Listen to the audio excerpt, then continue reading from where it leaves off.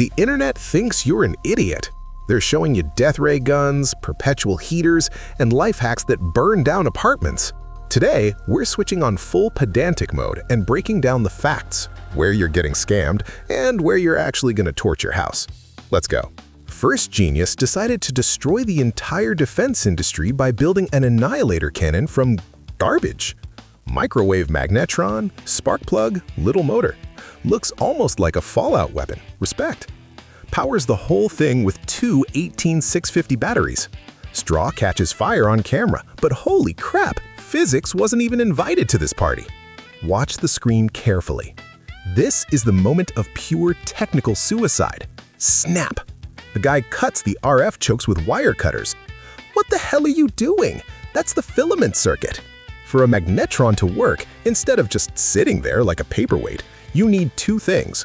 One, heat the cathode to red hot. Thermionic emission. Ever heard of it? And you just cut its umbilical cord. Two, apply 4,000 volts to the anode so electrons actually fly. This genius applied 8 volts to a cold tube. That's like cutting the fuel line on a car, dumping a cup of water in the tank, and slapping a turbo sticker on the hood. It's not gonna run no matter how hard you believe. But wait, there's more. Pure cargo cult. Spark plug. Here, it's working as a nail. To get a spark, it needs 15,000 volts, not 8. Laser.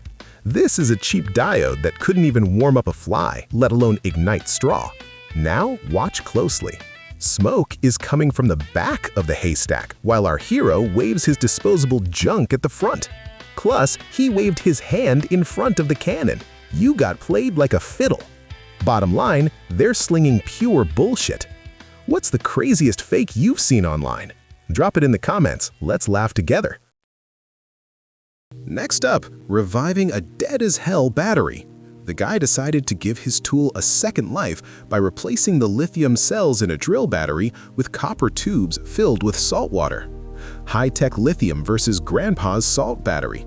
Result? Makita impact wrench cranks bolts at full power.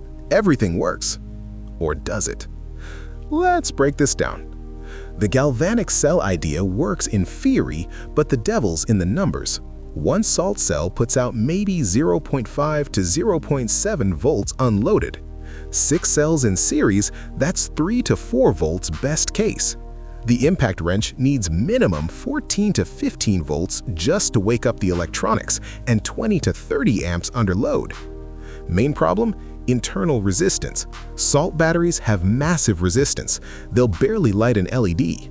Try to run a motor and the voltage instantly collapses to 0. Trying to power an impact wrench with this is like filling a fire truck from an eyedropper.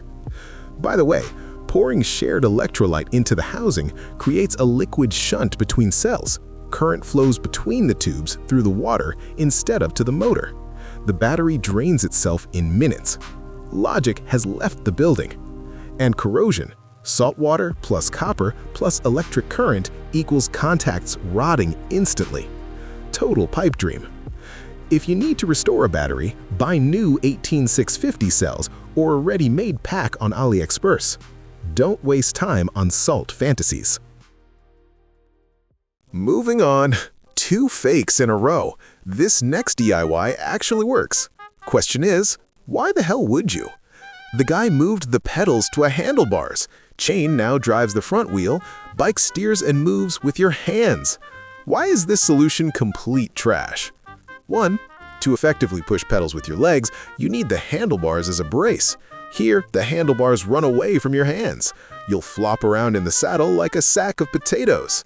Every power stroke with your hand creates torque that turns the wheel. Push with your right hand, bike yanks left. You'll ride in zigzags, burning energy fighting the handlebars instead of moving forward.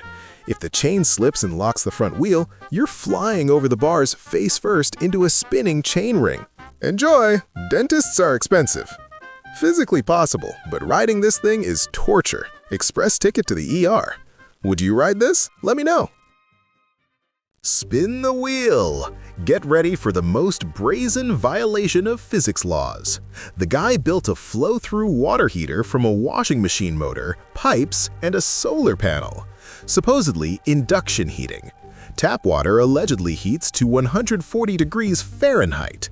Thermodynamics and electrodynamics just jumped out the window holding hands. Look at this. The guy claims the solar panel powers coils and eddy currents heat the pipe. Solar panels produce direct current. Induction needs alternating current at high frequency. This is basically just a magnet heating jack squat. Plus, he wrapped everything in aluminum tape. Even if there was induction, aluminum would shield everything. The pipe would stay ice cold. Plus, energy balance. To heat flowing water, you need kilowatts of power, minimum 3 to 5 kilowatts. That solar panel in frame? Maybe 30 to 50 watts on a good day. Energy deficit of 100x. You couldn't even heat a cup of tea with this in an hour. Next author decided to break the law, turned an impact wrench stator into a free energy grabber from power lines. Hook onto the wires and the bulb lights up. Why is this garbage? Transformers only work with closed magnetic cores. Here we've got a U-shaped hook, an open circuit. Magnetic resistance of air is enormous. Efficiency of this energy transfer approaches zero. To light a 220-volt bulb this way, you'd need, well, you're not lighting it. The bulb's lit from a hidden battery. But getting an arc to the eyes or electric shock trying to toss this hook on the high-voltage lines, that's easy. Not to mention it's theft. Don't try this. And finally, the only DIY that actually works, but might burn down your house. The guy jump-starts a dead drill battery with a laptop power supply, connects directly to the power terminals, bypassing BMS protection. After 20 minutes, the original charger sees the battery again. There's a critical detail the author doesn't mention. Laptop power supplies put out about 19 volts. If you have an 18-volt battery, the scheme works. But if you stick 19 volts into a 12-volt or 14-volt battery, that's guaranteed overcharge, overheating, and thermal runaway. Lithium can ignite right on your desk. The laptop supply will dump everything it can into the dead battery. This kills the chemistry. Yes, this can wake up a zombie, but capacity will drop and dendrites can grow inside, crystals that pierce the insulator and cause a fire a week later while you're sleeping. The method only works as a last resort for 18-volt batteries and only for 5 to 10 minutes under supervision. If you have a 12-volt drill, never do this with a laptop brick. Bottom line, 4 fakes, 1 absurdity, 1 working method with fire risk. Physics always wins, you know what I'm saying? Hit that like if you don't fall for this crap. Write in the comments and our Telegram what DIYs to test next. Subscribe so you don't miss the next dose of garage magic. Keep your hands and heads safe.